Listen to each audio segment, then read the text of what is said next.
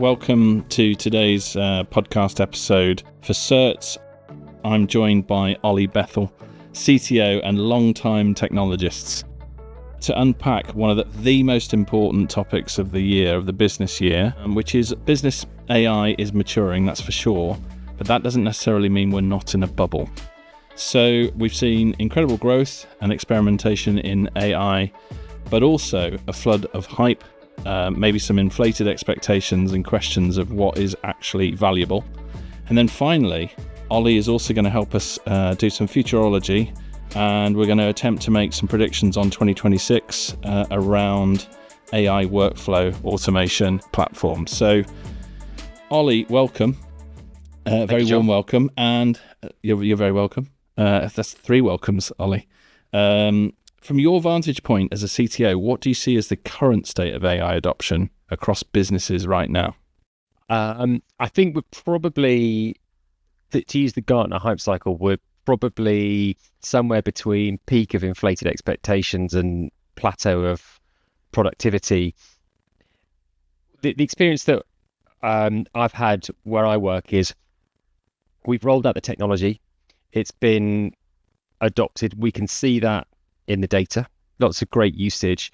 But is it having significant impact on P&L? Probably not at this stage. I think that the transformational impact on P&L will probably come very slowly over many, many years as business processes are re-engineered. And that's actually really, really expensive. I heard someone describing it, I thought it was quite good, which is the capital's been allocated to buy the technology, but it's not been allocated to do the business transformation. And that's probably the hard yards that will come ahead. That's my impression. So that's a good segue then. So let's just have let's have 10 questions about what AI can and can't do. Okay. So I'm gonna make the statement, Olly, and then you've got to say whether you think AI can do this. Okay, you ready? Hit me.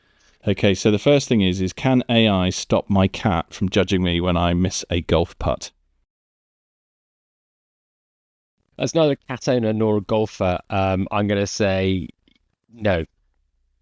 Correct. Emotional perception and social nuance is beyond AI's real empathy or intuition. So there we go. So question number 2 is, can AI predict when I will finally stop procrastinating? Yes. Okay, that was a trick question. The answer is no. Behavioral prediction at the individual level is still fantasy. Humans are gloriously inconsistent, and I'd like to say I'm definitely signed up to that one. Can AI, now bearing in mind you've got young children, so you might say you're not qualified to answer this question yet, can AI make my teenager listen to me? No. Correct. No algorithm can fix human relationships or defiance. Quite disturbing, though, it's put yet in brackets, which sounds a bit threatening. Okay, can AI taste my soup and tell me if it needs more salt? I think that's got to be a yes. Sure, but that doesn't feel like, is that AI or is that just sensors? Is that just salt levels in a liquid? I'm just trying to think, is that USB 4? I mean, where are you putting the soup for tasting? It's saying no. Sensory experiences, taste, smell, texture, are far from digitized. So perhaps it's not answering. It's obfuscating the question because it's not saying whether it can do it. It's just saying it can't reach the data because it hasn't been digitized yet. That's subjective. Okay. I think you'll agree, Olly. This is a very successful little segment of the show. Enjoyed it. I shall continue. Can AI tell me if my boss really liked my presentation or was just being polite? I think it can do sentiment analysis. Okay. It's saying it can't because it says it can't read subtle social signals and intent in real time. And that is still deeply human. But I agree. I think you can run sentiment analysis, can't you, on a transcript? And it will give you an answer. So not sure about that one. Okay, can AI invent a new sport that people will actually want to play? Well, two-part question. Can it invent a new sport? Yes. one that people want to play? Probably. Well, I'm going to say the jury's out on that one. And any listener who has access to generative AI, there's a prompt there for you. Let's see what comes out next year.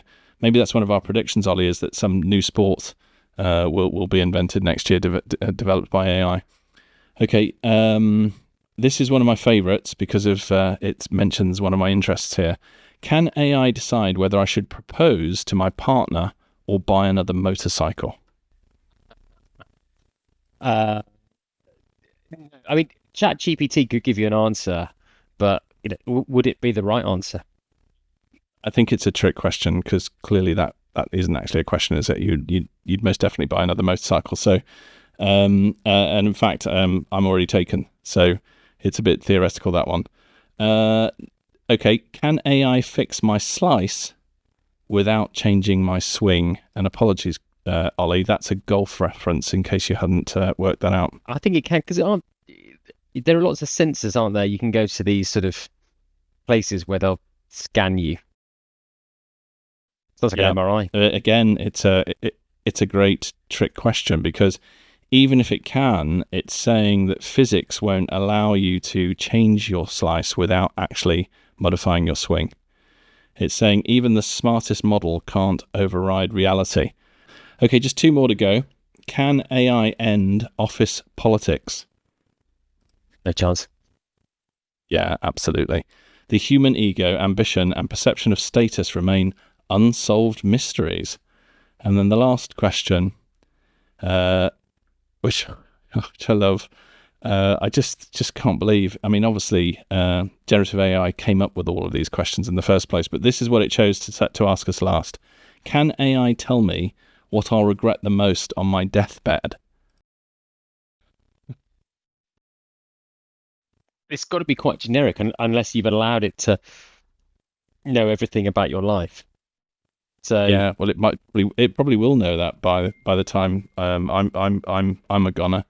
But it says insight, conscience, and lived experiences aren't data points; they're human. So there we go. So thanks for that, Ollie, for easing us in. What was can I ask what was the prompt you put in to generate those? What give me 10 things that AI can't automate? It was I actually the prompt was 10 ridiculous questions to ask if AI can solve to try and suggest there is some hype going on and areas it plainly cannot help with currently. So I think the problem I have is because constantly looking at technology for what it can do, yeah, and I know we should get into the should it do and the why and all the rest of it, but when you're really trying to solve a problem, it's quite difficult to stop and go, okay, what can't it do? Although that's extremely important because it can't do, generative AI can't do predictions. It can give the impression it's giving a prediction, but that bit of tech isn't really predictive, except of course it is because it's predicting the next word. But that's not the sort of prediction we're talking about. Well, I quite like Benedict Evans is a fantastic analyst that I recommend everyone checks out. He describes these LLMs as giving you an answer to a question that sort of sounds like the question that you asked. So yes. it sort of sounds like an answer to a question that you might have asked, as opposed to like that is definitively the answer. Yeah, which everyone should know is the best way to answer a question you don't know the answer of. So to sort of answer something slightly adjacent. Yeah.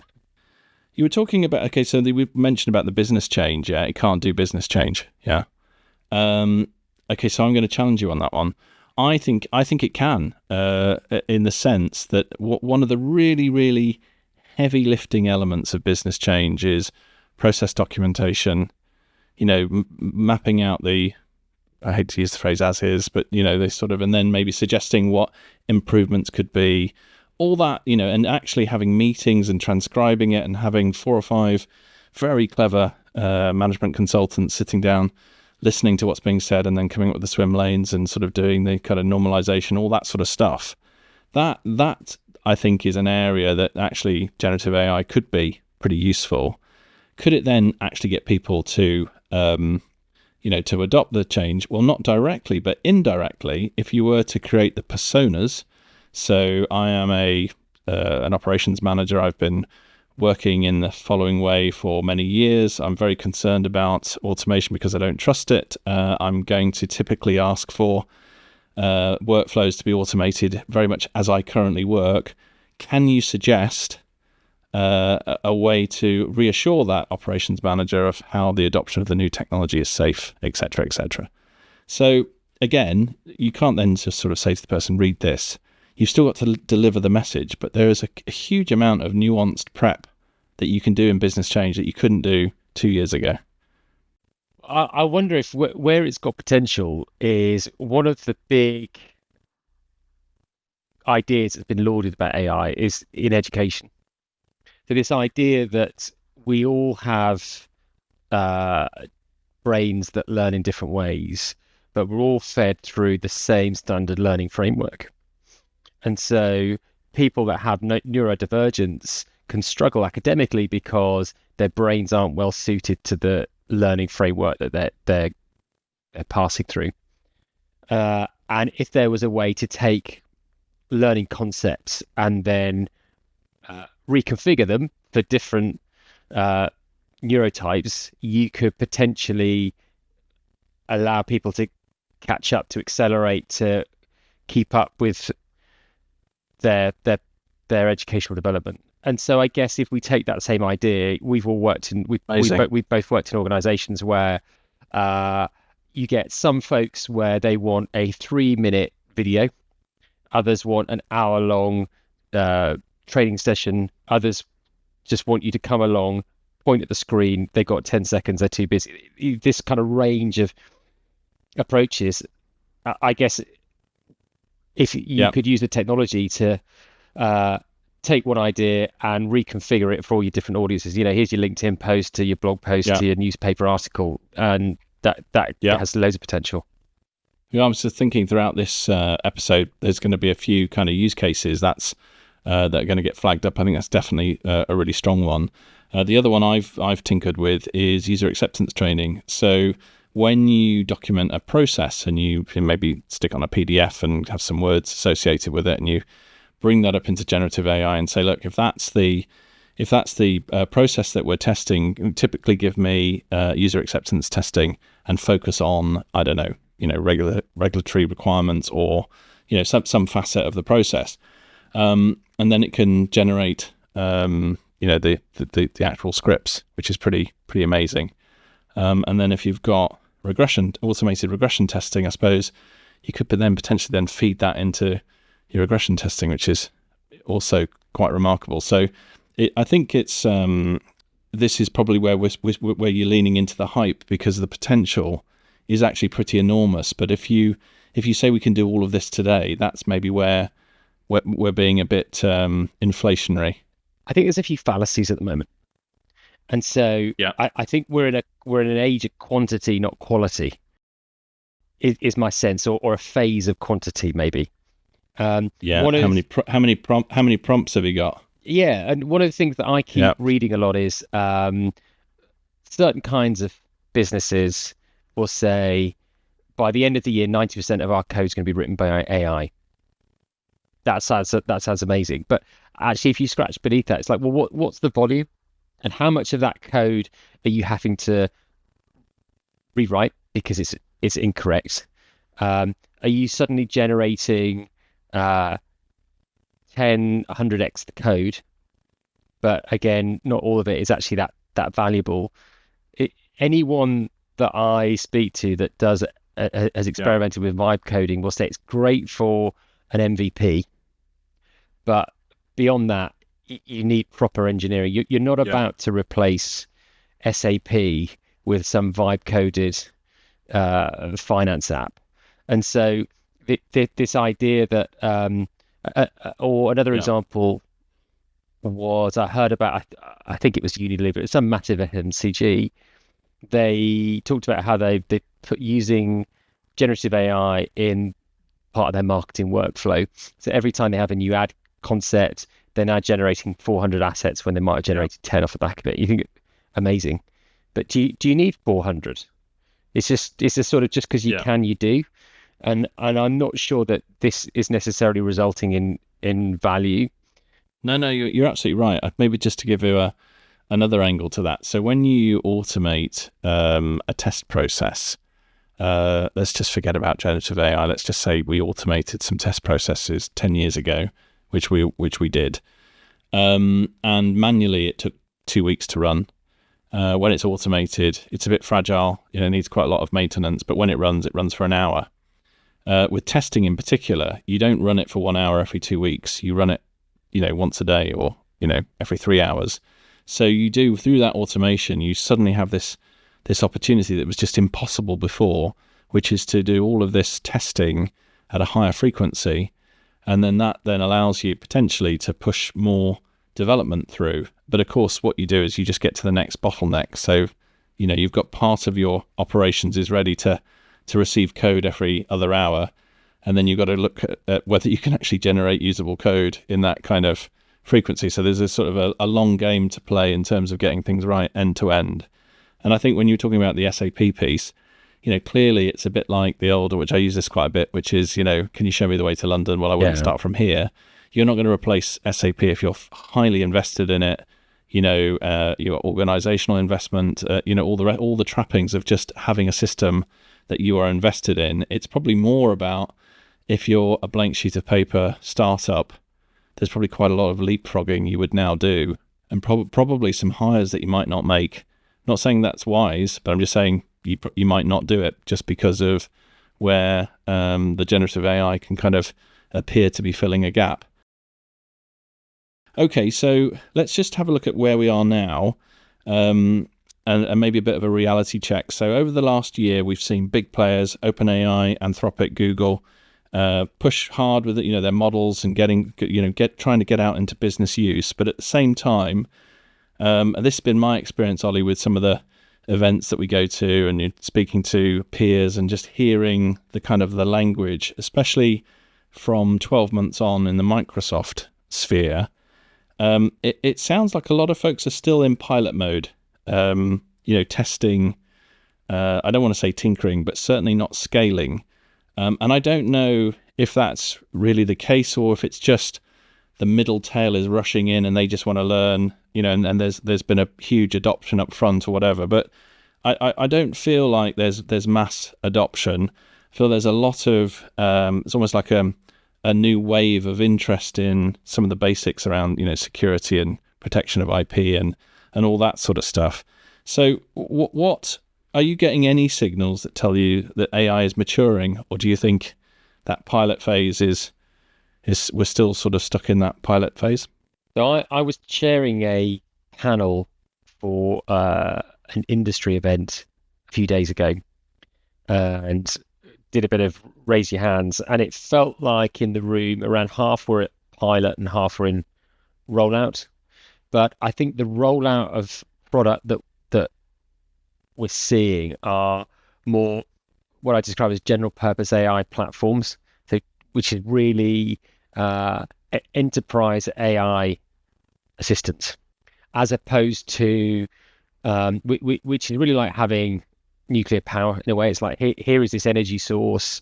You go and find the value for it. You go and find the application for it, as opposed to, I guess, the next generation of products, which will be, oh, this really works in this particular use case, so we built a whole product around it. And I think you're starting to see that. You touched on it maybe in security or in certain business processes where it makes real sense to insert an LLM in that workflow. But I think those are less mature because they're often pretty mission critical workflows. So it's a real leap of faith to sort them in. And I think I'm going to probably sound quite bearish on this, and I'm not. I'm ultimately very bullish, but I think we're probably just at a stage where people have learnt a lot, that they want to progress, but they haven't quite met some of the not all expectations have been met just yet, and so there's quite a lot of, I guess, business change and investment that's needed. Yeah, I agree with a lot of that. I think another way of putting the sort of current adoption, we both work in professional services, and I think there's been a pretty successful go at getting rid of what we would call non-chargeable work. The personal productivity There's probably some use cases that really are transformational in the sense that if you just switched it off, people would be quite upset now because of the way it makes their day go. It takes certain tasks out of the way. And I think you and I have spoken about this state of mind before that you get when you play a computer game. It's called this state of flow. You're not being interrupted. And if you can have certain activities that, this generative AI is lifting for you, it might not be directly contributing to, the sort of the, all the insights and everything you're delivering, but it's keeping you in a flow state so that you are, I don't mean more productive with the stopwatch out, but actually you're able to create stronger content because you're not being disrupted with that kind of stop every 15 minutes and context switch, and because some of that is being looked after for you. I think having a really long meeting that you can really get stuck into, and it's going to be quite succinctly summarized with action points and everything else afterwards is incredibly powerful. But I think what's ironic about that is that's what used to happen in the 1950s. That's how meetings ran. But there was, you weren't disturbed. There was, that there was a stenographist or whatever, someone sitting there, or shorthand, taking all the notes. That was a thing. Everything used to get written down. So it's interesting. Well, I completely agree with that assessment, which is, so the firm that I work for, we've rolled out a platform, and it's been brilliant. It's been really successful. The adoption figures look like the kind of numbers that most enterprise software would dream of, and we get really unbelievable feedback. I think if we tried to remove it, there'd be a revolt. Yes, I agree. But it's the sort of the slightly strange thing with it is, for so much of what we do, we roll out software for specific purposes, whereas with this, obviously the purpose is still finding itself in many ways, but there is unbelievable individual utility or personal productivity gains that come from it. That's for sure. But you're right, it's probably in a lot of this non-chargeable, I would say. Yeah. And just so you got in there that you were chairing a panel, I think you said. I'm on a panel next week. Just thought I'd get that in.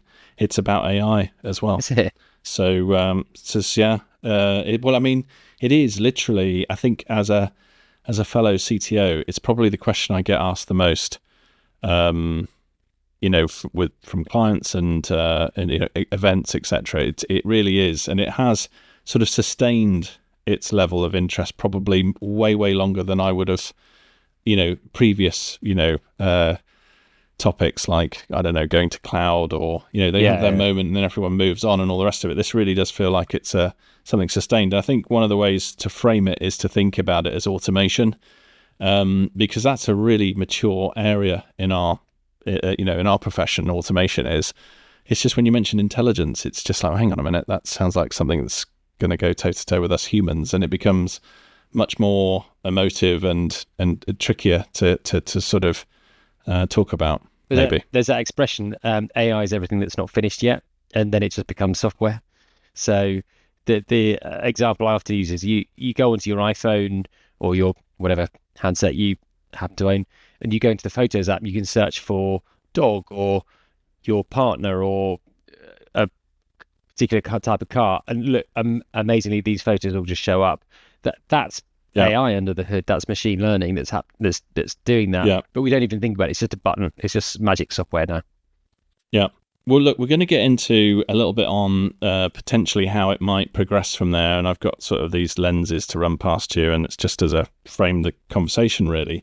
But if we are in a bubble, right, it means that we're going to get to a peak, and then it's going to drop, and then it could build again. And they talk about the dot-com bubble in the short term. But in the long term, crikey, they were on the money, because that really was the bricks and mortar businesses have had a real transformation with everything online.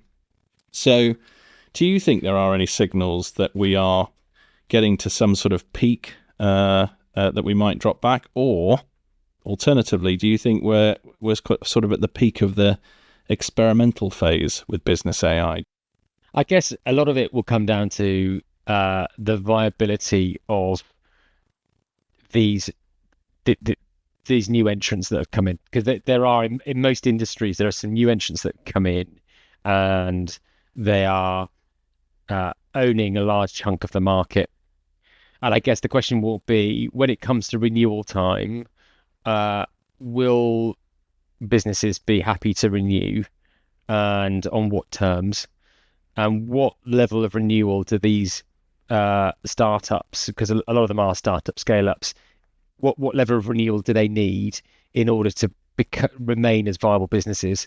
I think one of the slight concerns I have is certainly in the industry that we work in, a lot of the headlines are about raises, about Series A, B, C, D, the latest raise. Yeah. And the frequency at which they're happening for certain businesses, I worry, is a symptom of what are they spending that money on? Like how are they, is this just, but maybe this is just hypergrowth. I think marketing and customer acquisition, I would guess. Yeah, will the VC money stop at some point? And what point do they need to ultimately become viable businesses? This is fascinating, Olly, because what we've done is we've put a fork in the road in the bubble. What we've said is there might be a bubble in the commercial delivery of AI, the startups, and how is it actually going to arrive on the business desktop? How are we going to pay for it? Who's going to be making it? Versus the more the scarier bubble, which would be whether there's utility in the product itself or in the technology. Yeah. And I think so far we're seeing maybe at the peak of experiment for the utility side of it. But in terms of everyone rushing into the marketplace to get a piece of this, this gold rush or whatever you want to call it, that might be what we're referring to more as the peak, of the bubble. And therefore, there's probably some things you can do in your tech strategy to guard against that, do you think? I think I guess it's like anything ultimately, which is if you're buying technology or you're buying any kind of service or product, is to do due diligence. And I do wonder whether some due diligence has been a bit lighter in this than maybe it traditionally has. Because ultimately, if you're buying this kind of technology, you're investing quite significantly, not just in buying the stuff, but also in the adoption. You're spending political capital. You are trying to get people to change behaviors. You're training them on a completely new way of working. And if you had to pivot product, that's expensive. It's not like, I picked the wrong finance system. That's expensive. And so I guess ultimately it's the viability of the product. And that's one of the things that's held a lot of businesses back from making that big investment and going from pilot to production. Yeah. I guess ultimately some of the hyperscalers, though, the likes of obviously Google and Microsoft, are incredibly successful businesses. They'll also be doing a bit of creative accounting about how much revenue they're generating from their AI businesses, which will be heavily obfuscated when they start to bundle it.